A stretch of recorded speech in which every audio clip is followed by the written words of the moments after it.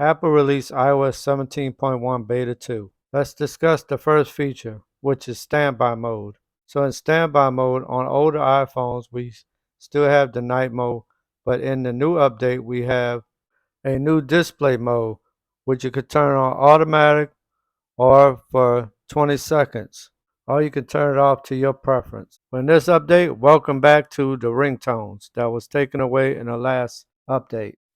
Now in Apple Music, we now have the favorites from last update, but in this update, when you hit the edit button at the top, it won't let you favor your song or playlist. So there's a filter bug that needs to be fixed in the next update.